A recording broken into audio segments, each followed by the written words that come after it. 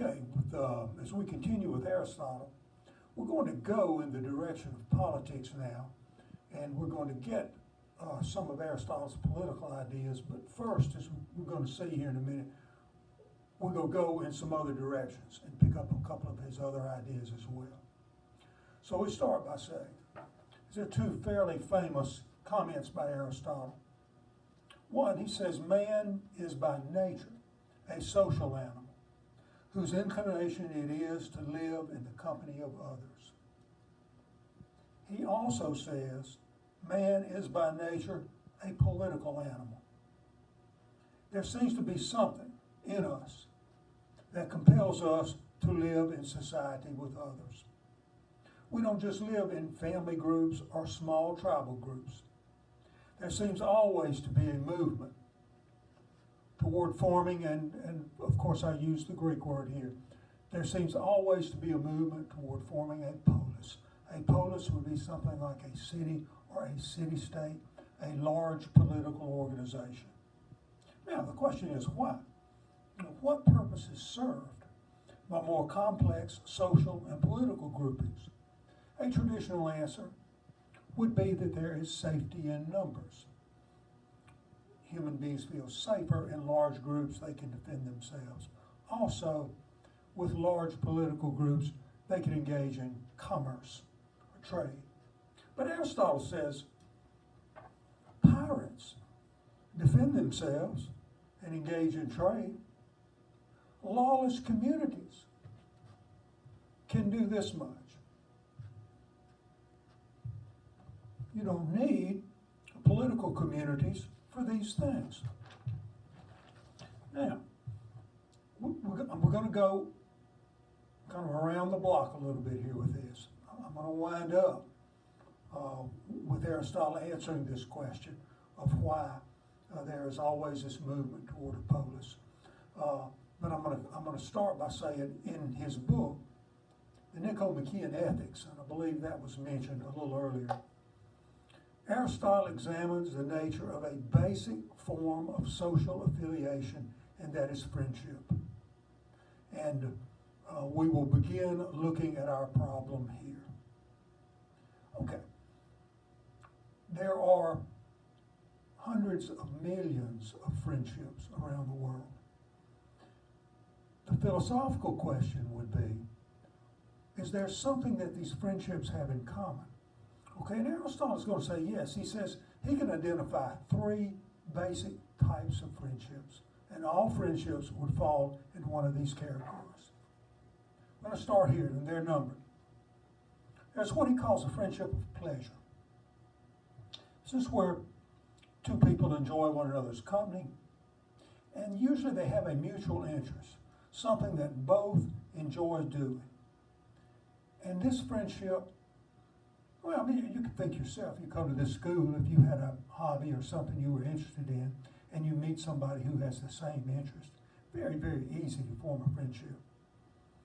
But this friendship lasts only as long as the shared interests last. So it is not a long-lasting, or it is not a friendship that lasts a lifetime. There's nothing wrong with this friendship, but it is not a permanent one. A second type of friendship that Aristotle identifies is what he calls a friendship of utility.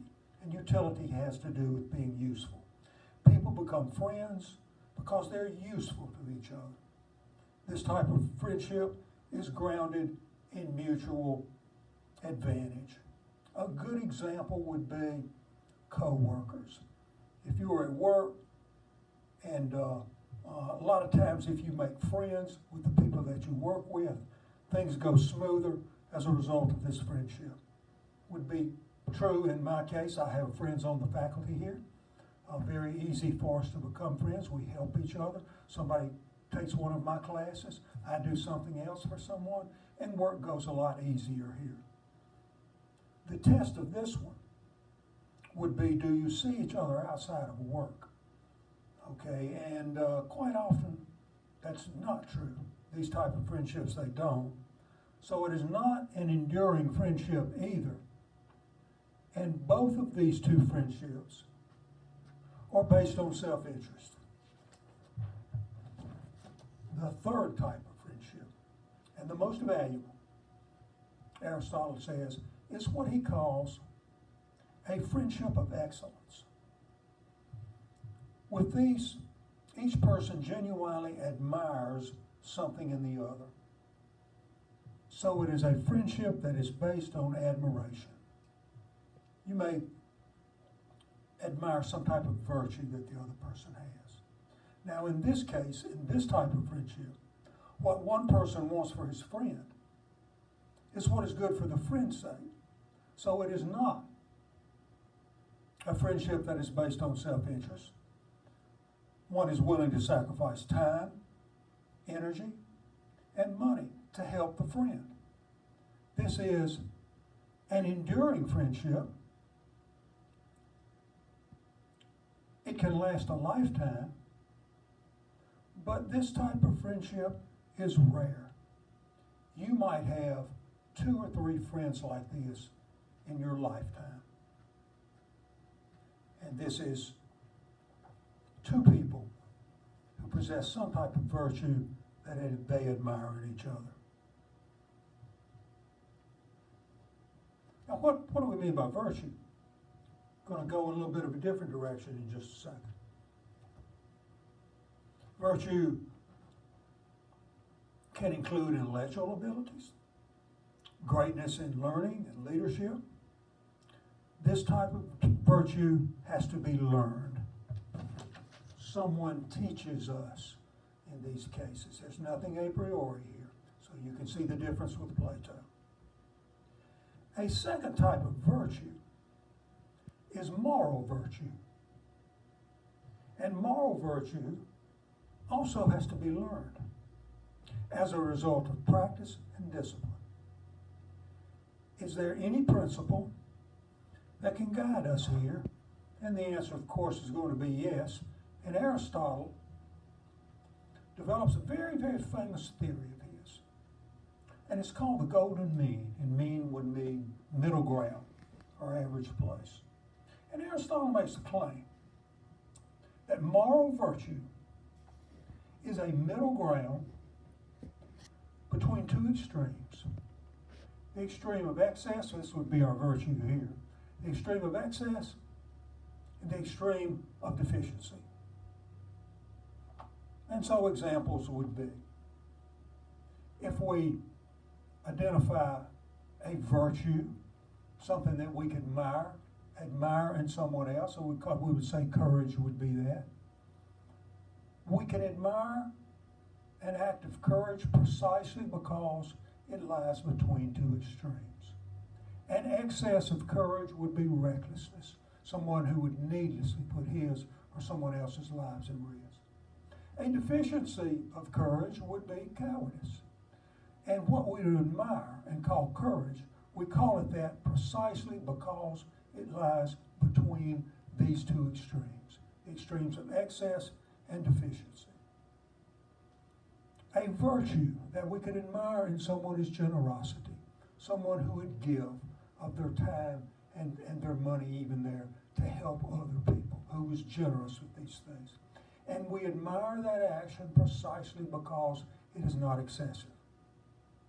An excess of generosity would be being wasteful, someone who just throws money away, not an action we admire.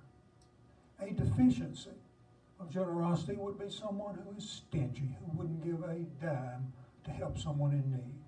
That's not an action we admire either. So you can see how this works. We're going to do one more. You can see how this works. The golden mean, Aristotle's golden mean, has to do with identifying virtues that lie in between the extremes of excess and deficiency. Interestingly enough, Aristotle called anger a virtue. And